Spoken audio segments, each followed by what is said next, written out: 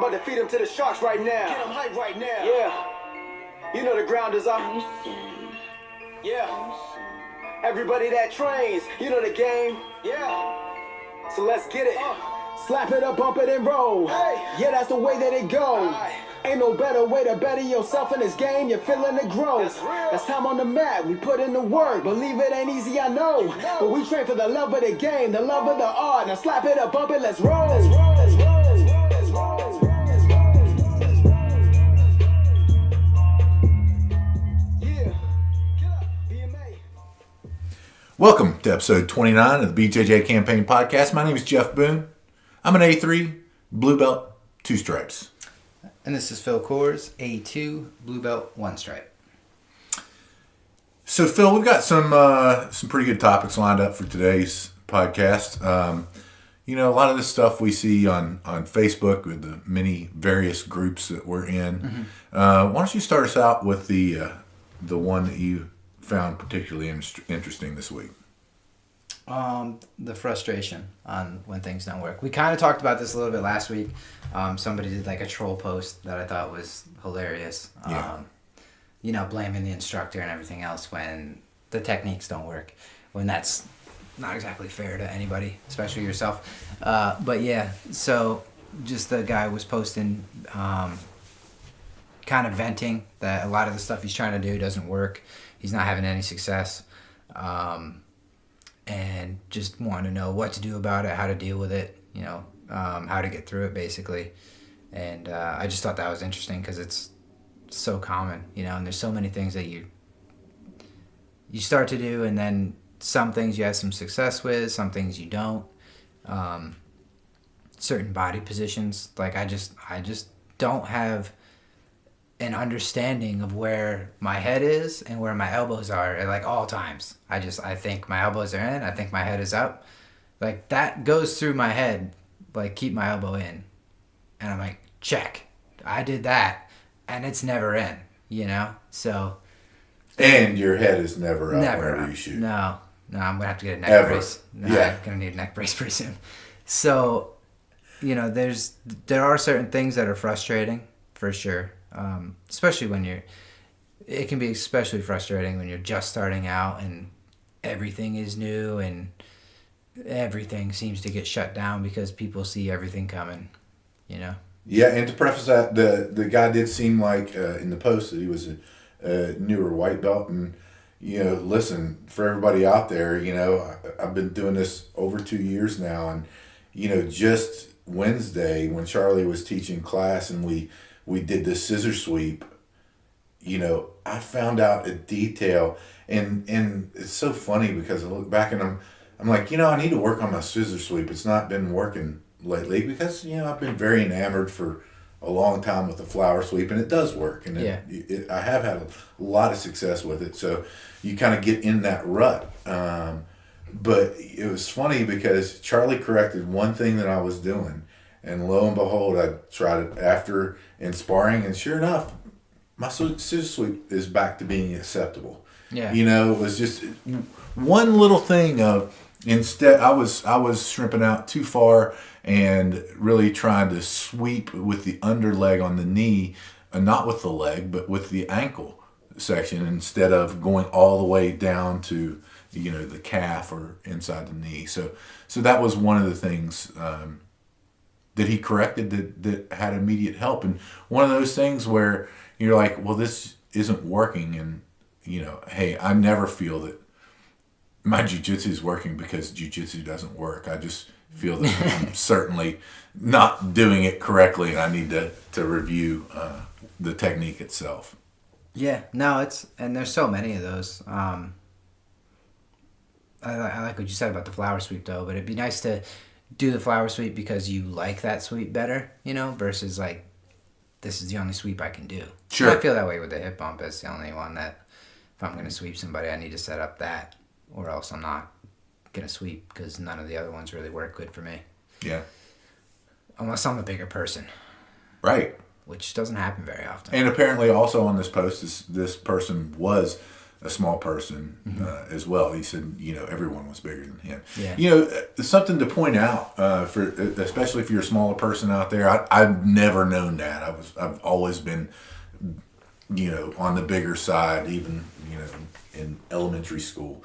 But one thing to know is being that smaller person, your technique is going to benefit from being smaller. Because guess what? You have to do it right in order to make it work. Yeah. As the bigger person, you don't always have to have the best technique. You have to be cognizant of the fact if you're using too much strength that you're probably not doing something right. And that's for those bigger people out there. I had to go through this as well. You have to make sure and check yourself on those techniques. And like I said, I call it the grunt test. If I have to grunt to get something, I'm not doing it right. So, that's just a little tip that helps me whenever I'm doing something. I always notice when I do it too. 'Cause 100%. I grunt on that rollover escape from like side control when they're passing the guard, and I grunt every time. And every time I'm like, that didn't even help. No. Because it doesn't matter when I do it. It's like it's.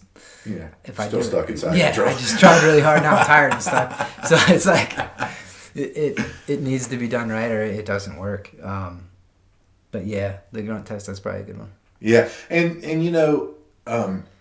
for those out there who are just starting, these frustrations, although they will be tempered, meaning that you understand a little better how to deal with the frustration in a little more productive way. In other words, whenever you see something that's not working, revisit the technique instead of being frustrated with it. And throughout the entire time I've been doing it, you experience those frustrations, and they get less and less. You're still going to have them. It's just how to deal with them a little bit better. So if everything was frustrating you, what do you do? I think I would have to break it down as I did, because like I said on previous podcasts,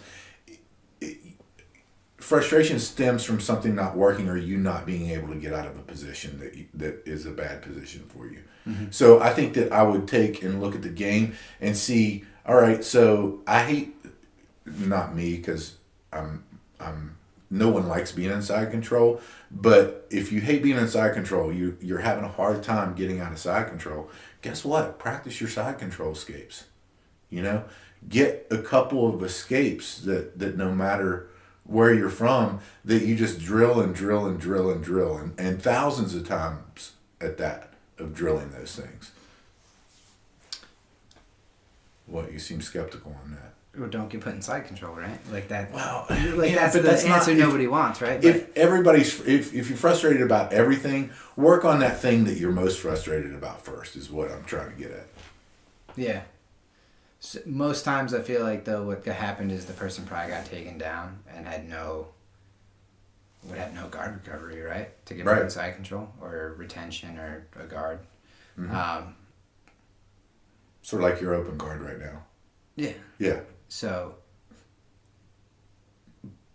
I can be okay with trying to close the guard. Mm-hmm. I think for that one, that would be probably, I feel like that's the natural progression, because that's just what happened to me. Like, there was, people would put me in side control, and the escape was guard recovery. So that's where I ended up escaping too. So then kind of becomes, try to get closed guard first before they get inside control. So that's not necessarily to argue with you, because obviously you need to work side control escapes. I'm still trying to figure some out. There's a couple things I try to do every time, and if they're better than me, they don't work. So it's the way Jiu-Jitsu works. But yeah, so that's an interesting thought, though, with that being frustrated, because especially if they're about my size, probably a similar situation. They're probably getting taken down. They're just passing the guard right away, and side control, mount, knee on belly, whatever. And you just feel kind of stuck on bottom. So that's why closed guard was my safe place for so long, was if I can at least lock my legs around you, that's at least like 10 seconds. Yeah. Like that I can just, bare minimum against a bigger person, just squeeze my legs real hard, and it takes me at least a little bit to pry it open. Once the legs are open, the guard's open, it's all bets are off. I'm gonna get past. But that was my happy place for a little bit, safe place, whatever, because you could get there and you were quote unquote safe for at least a little bit. Yeah, and I totally agree with that. I agree that they should work on that closed guard and not having your guard pass. And obviously, it is harder to pass a closed guard than it is an open guard. And for you, that really helped you develop your game. I feel like in that you now have a really good attacking guard, and maybe that helps shape their game with the frustrations that they're having. And then guess what? Then you're a little less frustrated in certain things. You can go on, move on, and be frustrated about something else. Yeah, that seemed to be not even by choice. I mean, it's not like I had a choice. Like, I don't know how to take people down. Like, that's true. It's like, I'm going to get taken down. So what happens when we fall? I better get my legs on, between, and around the person, so I'm not just immediately pinned on the bottom. Yeah. There was no, like, I didn't just decide, like, oh, I'm going to just work on closed guard and get good at that. It was, my two choices were work on closed guard or work on the bottom of the mount. Yeah, those are my two options. So yeah. Closed guard, the much better choice in that scenario. That was the only reason that closed guard became the place that I started working on. And then once a closed guard can become kind of effective against brand new people, that is what opens the door for a submission or a sweep or a different position. But I mean, I can still get a brand new person. I'm maybe going to take them down just out of pure confidence. Like, they're going to come in and not know what they're doing, and I'm going to come in and pretend I know what I'm doing when I'm taking someone down, So that collar drag's working well for you. You just have to fall. I like that one. You just got to fall. I'm good at that. Great. But yeah, but that is kind of like the natural progression. So I don't know. I never found, there's always frustration when you don't succeed necessarily, but I don't know if frustration was ever the right word for me, because it was always still so much fun no matter what was happening, but you could just be reading that it's frustrating because it's not working and take it the wrong way. And I think too, whenever you're looking in retrospect on what you're doing right, because it's always fun when you're in the moment. It doesn't matter. Yeah. Because you kind of oversimplified that collar drag a little bit, because I pulled legs directly into side control on me. Oh, you tried it on legs? Yeah. Yeah, how'd that work? It was terrible. It's an awful idea, because then I said, Here, because the takedown, you've got 8 minutes, and you pull them directly to side control. It's a horrible situation for me for the entire round. That was the one where he was covering my face with his gi for 8 minutes. No, I think he did submit me finally. But he didn't really want to. He wanted me to suffer a little more. Yeah, he's just gonna get on top again. So. Yeah, I know. But yeah, I think that frustration comes in retrospect sometimes. And like I said, as you move along in your campaign, that frustration changes into, oh, here's an opportunity to get better. It's whenever you feel that and look back on, why didn't that work? Like for me, why isn't my scissor sweep working? And because I wasn't watching myself doing it, I didn't know. It seems like scissor sweep. I think I learned the scissor sweep the first week. That was my favorite sweep for the first 3 to 6 months of Jiu-Jitsu. There doesn't seem to be a more simple one that uses like your whole body. No, there isn't. Having said that, I can't do the scissor sweep. But there's not a more simple sweep that uses you use your legs, you use your hands, you got everything going on in the guard. You just scissor your legs. It's very basic and can't do it. But, it's funny though. Yeah. No, agreed. So yeah, if you're frustrated, it's normal. That first thing, that frustration is normal, and create positivity out of that frustration and learning what you can do, even if it's get better at closed guard, get better at your escapes, all of those things. Like you said, before you get better at your escapes, you're probably going to have to get better at closed guard, because if you get better at your escapes, you're going to get to practice your escapes more, because they're going to pass your guard again. Yeah, you're going to be right back there. Yeah. That's like one of those, I always see the question, and I asked it, and I would always think about it too, like in the first 6 months as a brand new white belt, just starting jiu-jitsu, what should I focus on? Like sweeps and escapes or defending, and it's like, you're not going to have much of a choice. I mean, you're going to be defending. That's how it works. You're not just going to start triangling people before you understand how to do it, you know? So I get the question, I asked it, but yeah, it's just, I feel, and everybody's going to be different. Like, you had a wrestling background, so you understood how to take people down. You understood how to get to side control. But I've dealt with people who are bigger than me, and I'm not good at takedowns, so they can be brand new and they can take me down, and then they hold me in side control for a while, and absolutely nothing happens because I know how to defend submissions, and they don't really know how to do them. So then that just becomes this other weird stalemate, where they're in the better position, but unable to really do anything from there. So that's just part of their process is going to be learning how to do the submissions, and then, obviously defending when it's somebody closer to their size or better at takedowns, one or the other. Yeah, I agree.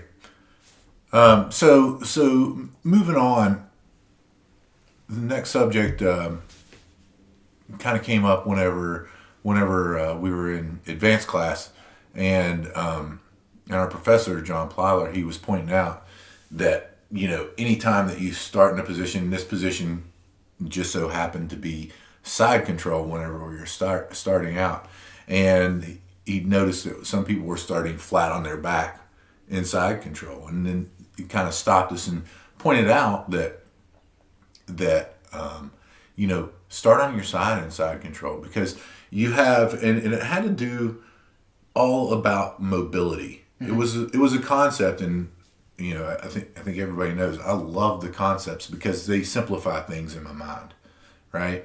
And the concept was, if you're on your side, you have more mobility than if you're on your back. And then the next thing was, well, okay, if you're on your side, well, then what if you got off of your side and got on your knees? Well, yet you have more mobility. And then from your knees, get on your feet. You have more mobility. So you have more opportunity to attack / pass if you're the one that has more mobility in the situation, no matter what the situation is, right? And so I was rolling with one of our teammates in it was a pass, sweep, or submit drill. And, I played open guard. This was, he's a white belt. He's been training for a little while and knows what he's doing. And I opened my guard and was really trying to practice guard recovery and just what we'd learned with regards to bringing the feet over, get them on the hips, that sort of thing. But I opened the guard, and he chose to stay inside my closed guard. Yeah. Right? So I kind of said, hey, why don't you stand up and try to pass? And I think something clicked for him whenever I said that. If it's open guard, you don't have to be in my guard, right? You can get in a more mobile position to better your ability to make that pass, right? And so I think that's an important concept, is that mobility, and it's kind of what I've been going to. I've been practicing a lot of standing passing, and sure enough, people open their guard, I can stand up, right? I mean, it's easy. Then you get to practice the techniques that you're actually really working on, really drilling in your positional sparring, or even in just free rolling, that sort of thing. People get so locked in, and I do it too. And I'm just sitting here thinking about it just it reminds me of a Bugs Bunny cartoon where he would argue back and forth no, yes, no, yes, no, yeah. And duck season, rabbit season. Yeah, and then they'd get him confused. Rabbit season. And then No, it's duck just season. so set on fighting back that they would switch up their argument halfway through. And I'll do that with a like I'm defending my arm so much this way, and then they get me to pull it back when I know they want me to pull it back, and then you kind of just walk right into it. But you get so set on fighting against certain things and certain positions that even with a better opportunity, it's hard to see it sometimes. You just don't. You don't stop to think or look around and kind of like reassess the situation. Like the guard's open. If I stand up, it's easier for me to be more mobile, and that would really help. You start in this confined space, and you just want to keep it confined or whatever, and try to pass real close, and just kind of funny. I think that too. I think that just kind of talking about it and putting these things together, it brings me back to what Jeremy Arell was saying with mind maps. I think that you have to. I think that from those concepts, you have to develop your own mind maps of your own game or what you're going to try from different positions and to better your position. So I think that's one of the things I'm going to try to work on is those mind maps like Jeremy was talking about. Yeah, I mean, I've always struggled with like pre-planning those. It's like even with we've been talking about how we're spending all this time working on open guard retention and passing, and De La Hiva is kind of the only thing I've taken a class on, that I kind of know of how to get there, and it's what I spend a lot of time working on or trying to get through because it's a very popular one that I come up against in class. So I've spent a lot of time specifically with Joey training, and he's getting ready for his big competition coming up in a couple months, and that's a part of his game plan is the De La Hiva. So he's always doing it, and it's don't give away his game plan, Phil. Pete's sakes. That's right. It's just what you want him to think. So he's been doing that, but I don't have like a plan on passing. Obviously, like I still don't know what I'm doing, but it's after getting swept. Probably no joke, like 25 times that I'll like notice, all right, so you're moving your foot over here.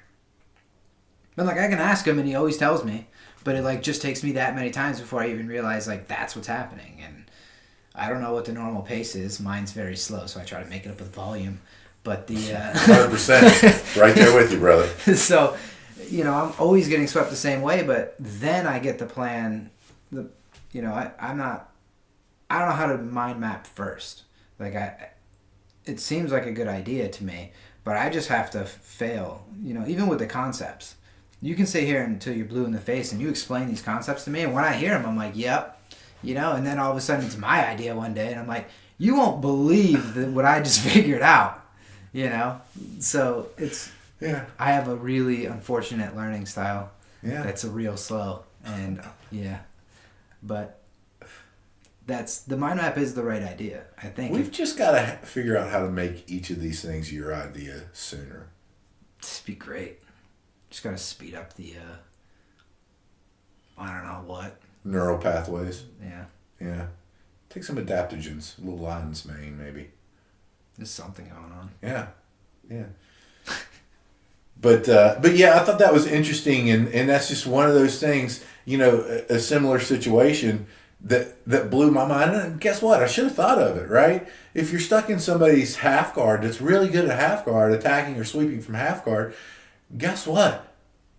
You can stand up, right? And start your passing again. So that, that was one of those things, and it's been a little while, a month or 2 months or something of that nature, that it kind of came to me on that concept. And again, it's not a unique concept. It's something that John pointed out. It's very important, I think. Yeah, so. No, I mean, it makes a lot of sense. It just doesn't always, you just don't think of it when it's the right time to think of it. Right. Yeah, for sure. So next one, a little lighter subject. And this was on one of the forums as well, and that is, seemed like a newer person to Jiu-Jitsu, had to be a newer person to Jiu-Jitsu, right? Yeah. Because he asked the forum, what do you do whenever you fart when you're rolling? Phil, what do you do? I don't think it's happened. Dude. For me, personally. When other people do it, I just ignore it. You're full of shit. Actually, I'm never full of shit. That's true. That is true. That's very true. Why? Very true. I don't think it's happened. Okay. All right. Fair enough. Fair enough. Well, I mean, other people don't laugh or ignore it. It's never. Yeah, that's what you do. You laugh or ignore it. It is funny. Or if Farts you're are hilarious. Yeah, of course they are. We're juveniles. You know, or you could do something funny. You know, if you're the offender. You know, one of my favorites is "That was a kiss for you." Yeah, whisper something like that in there. Another popular one was, you know, if you, like my triangle was really bad for a very long time. So once you're up there, if you utilize that to get the tap, I mean, seems like it's an okay strategy. Yeah, I'll do it. Don't do that, folks. Please do not. Do not do that. What was the other one that guy said? There was a couple one. There was a good way to break grips in the spider web. Spider guard. Yeah. Well, is that the armbar position, or is that when your arm? Yeah, the spider guard, open spider. Or is it like no? You're sitting on my head about. No, not the spider web. It was the spider guard. I feel like either one. Either one. Yeah. True. Very true. Like if your crotch is against my shoulder. Yeah. And I'm about to like hitchhiker. Yeah. And Yeah. Hey. No, you're right about that. Okay. But also when you're kind of extended like right there, you're in the line of fire. Yeah. In that spider guard position for sure. The one in the class though, when Joey was doing the double leg class, would be the funniest one ever to me. I don't know, just because Joey's reaction when he was just like that was unexpected because he just picked this leg up. It was so funny. What happened the other day too? I can't remember it though, but it's funny. Yeah, but you know that this silly questions. A lot of people that are beginners are like, "Oh, what? That's so embarrassing." It's not embarrassing at all. Everybody, that's natural. You know what? The Cartoon Network even had a whole SpongeBob thing on it. I think that farts were normal. So yeah, I mean, there's nothing wrong with it. It's a bodily function. It happens. Yeah, it happens. So it's funny. So it is funny, and you just move on. You know, that's the thing. So next subject is, and I thought this was interesting. It was kind of a topic. I can't remember where I heard it, but it was that your jiu-jitsu style kind of mirrors your personality, right? So say that maybe you're a little bit uptight, you know, wound a little tight, and you know maybe you like to play everything close. Maybe you like to play a lot of close guard, play in a real tight situation. Whereas if you're more non-committal, more free-flowing, maybe you have a looser game where you're attacking with space, you're creating that space, you're doing those sorts of things. What do you think, Phil? Jocko talked about it a little bit, I think at Origin, when he was saying stuff along the lines of, you know, if you had that really stubborn, bullheaded personality, you just kind of keep driving into the person, you know, or if you're more reserved, reactionary, you know, that like a counterattack kind of personality versus being aggressive.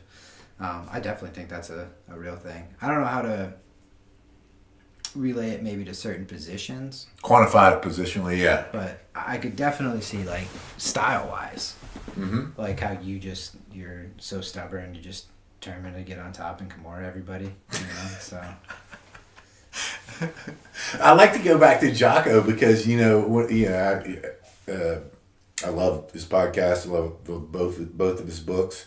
Been noticing that the parents in our Jiu-Jitsu Academy are reading the Way of the Warrior Kids books and really enjoying those as well. But, you know, one of, in watching Jocko roll at that Origin camp, you know, his mindset, and he said this always many times during his podcast, is he is default aggressive.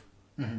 And you can see that in his rolling style, that he's default. Not, you know, obviously if he's rolling you know, he's a phenomenal black belt that's incredible. I unfortunately didn't get to roll with him at the Origin camp, but you know, you can definitely see it in his style with attacking.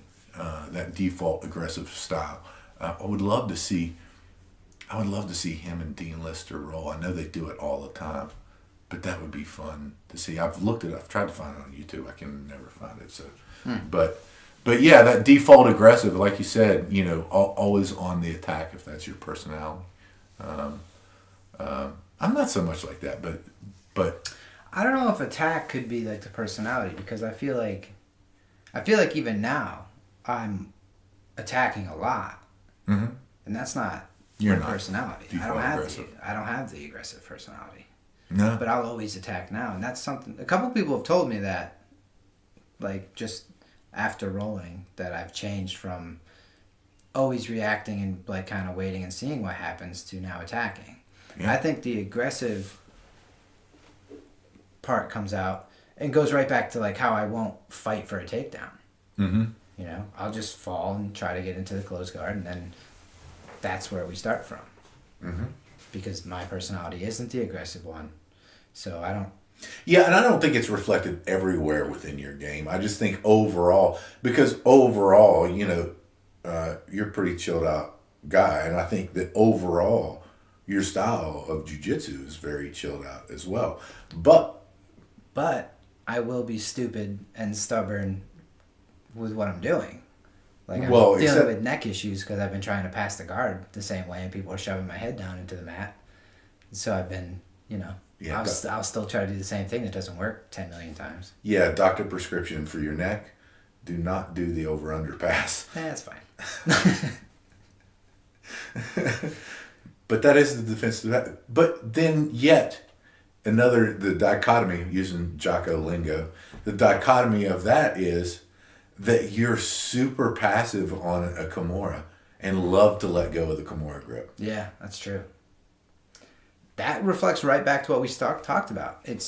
I'm not letting go of it. It's in my head. I have it in, and I just don't have an awareness of where my elbows are. So then, like, I'm letting go when people are reverse Kimura-ing me. Yeah, that's horrible. Yeah, like, that's when I let go. It's like I'm going for a Kimura, and as soon as I feel the torque on my shoulder, because I'm in the middle and not anywhere near where I have three choices, and I hit the wrong one every time. There's only one wrong one, and I get it every time. But I think I have my elbows in an area that I just don't have an understanding. It's taken me a long time to realize that I don't have this understanding. Because we would drill stuff, and I would almost argue with you and be like, no, my head was up that time. It wasn't really almost. It was arguing. Yeah, well, it sounds ridiculous when I say it, so I'm trying to make it sound less ridiculous. It's totally ridiculous. Because it makes me kind of sound like an asshole. So I'm trying You're not an asshole. But I would argue, I'm like, my head was up that time. And you're like, no, it's not. Perception is reality, and you perceive that your head was up. The perception is my neck hurts when I look down and up and kind of to the left and the right. And if there's any pressure pushing back. So the perception, but yeah, no. So it's one of those things I realized like the other day. I'm like, I just don't understand where my body is in certain places. Yeah. And other stuff I have like balance wise, I'm very good most of the time. Sure. Like I'm pretty good there, and figuring out other things related to just general base and stuff has improved greatly from when I first started. For sure. I can use my head to catch myself on the mat, but like just when I'm standing up, my head's just not where I think it is. Yeah. No. It's Weird. not. So maybe then, to make this your idea, we should. It's gonna be to fix my neck pain. Hopefully. On the takedowns, be like, yeah, you should put your head down, and you're like, I'm not listening to that jackass. I'm got my head up. What are you talking about? Figured out. I have it's a variation I do where I keep my head up. So.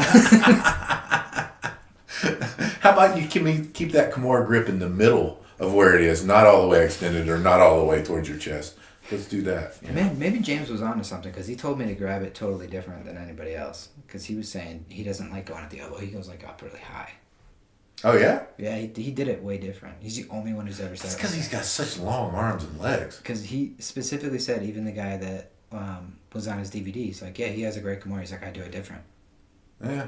and he goes all the way up by the shoulder. That rooster weight, is that the one you're talking about? The little guy? Yeah, he did have a really good Kimura. Yeah, he had a whole DVD thing on it. Yeah, I remember. He's like, we watching just did that, and he's like, but I do mine different. He's like, that's really good, but. Yeah.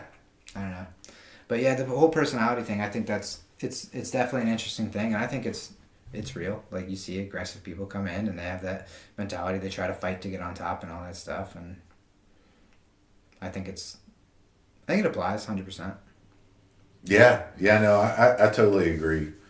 And think it's funny sometimes whenever you're rolling, you can kind of see it. And I get told I don't talk a lot, so maybe I am a little closed off, and that's why I like closed guard. I don't want anybody to know my secrets. So I gotta keep them all closed and safe. Maybe that's what that is. Yeah, but we can't shut you up about jiu-jitsu. We might not talk about anything else. It's true. But yeah, I thought that was a good topic. Thanks for exploring that with me.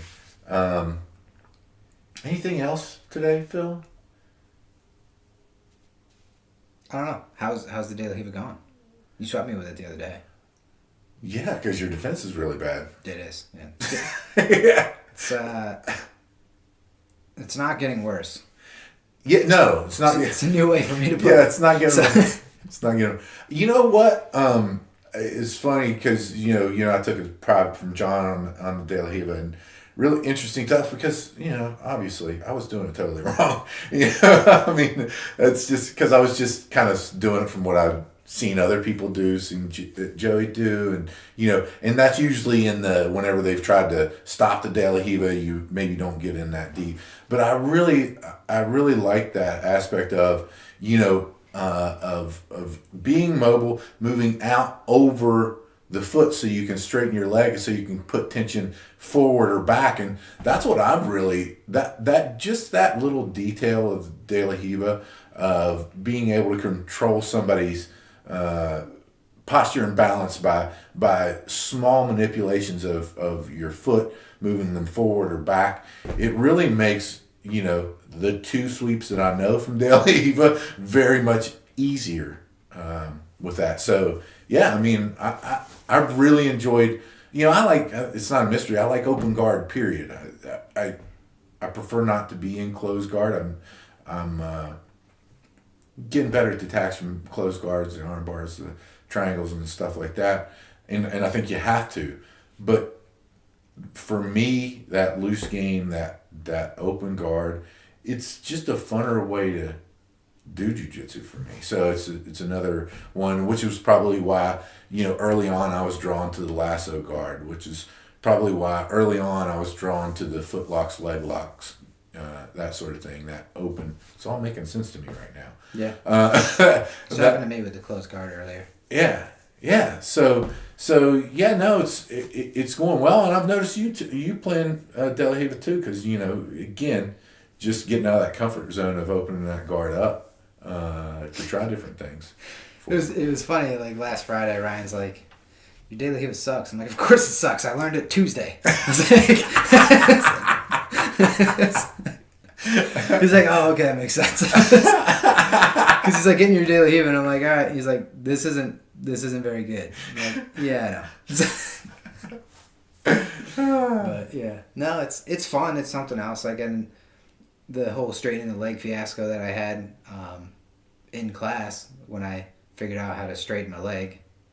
Yeah, that was harder tough. than it looks. Yeah, I have gotten there. That's what set up that leg thing when I told you about. But like, the leg will be weaved behind as I straighten it to break the grip. He brings his leg over and steps on my hip and starts working something else. So that's it doesn't seem like much. It's like 1 second of rolling, but it's taken me 20 minutes of being in terrible posture, trying to figure out what to do, and getting swept 25 times to figure out, oh, that's the next little bit, and then the next piece will come out after I get swept 25 more times. Mm-hmm.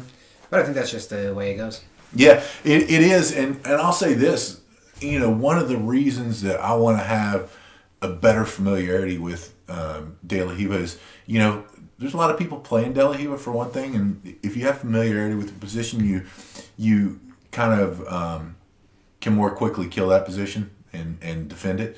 And the other big reason is whenever we go back to the Origin Immersion camp this year, who better to learn De La Hiva than from someone who's a De La Hiva black belt, which is Alexi. Yeah. And, it was funny because he taught De La Hiva in one of the sessions, maybe 2 of the sessions last year. And I was trying it, I was drilling, I was doing all that stuff, but I just didn't have enough familiarity with the concepts and the position to really get as much out of it as I know I'm going to get this year.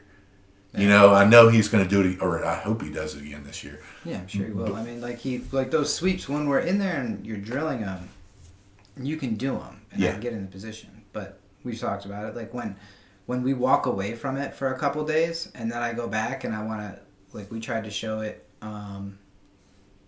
to be as one of our drilling techniques on the open mat on a Sunday, and I'm like, so how do I get back into it again? Because I don't remember step 1. And it's,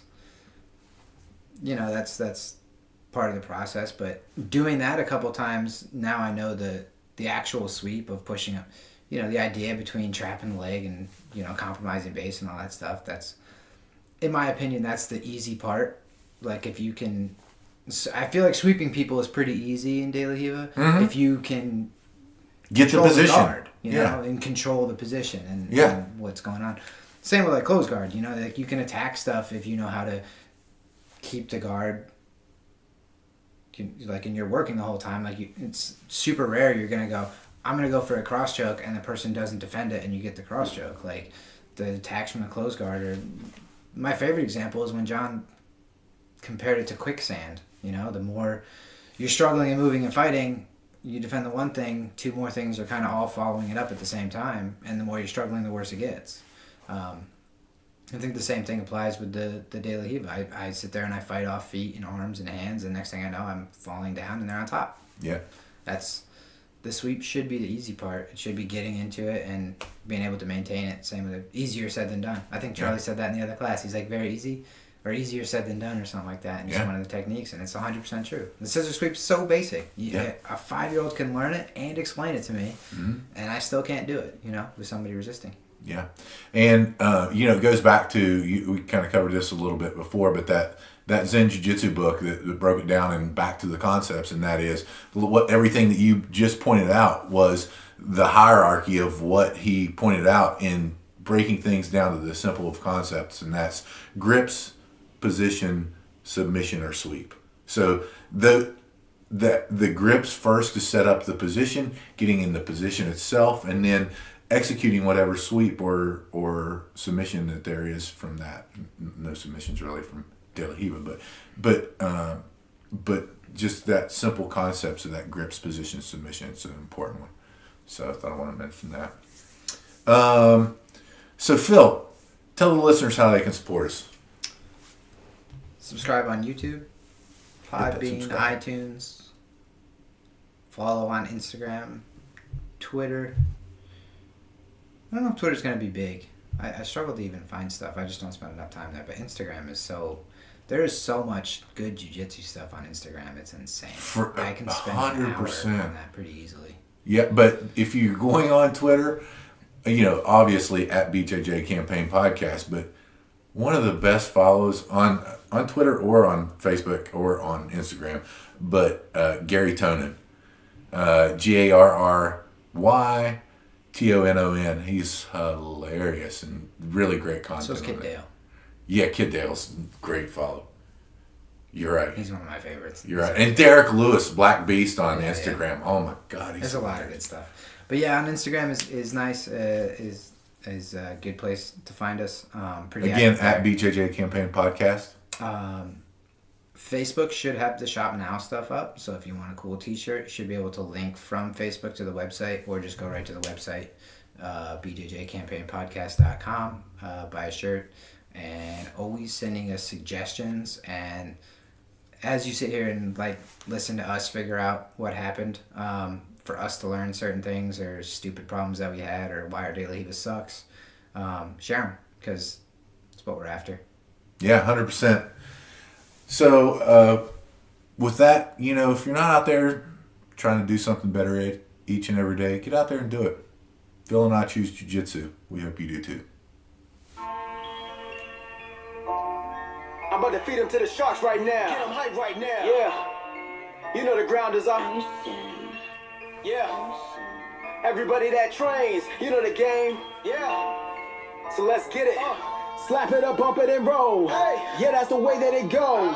Ain't no better way to better yourself in this game. You're feeling the growth. That's time on the mat. We put in the work. Believe it ain't easy, I know. But we train for the love of the game, the love of the art. Now slap it up, bump it, let's roll.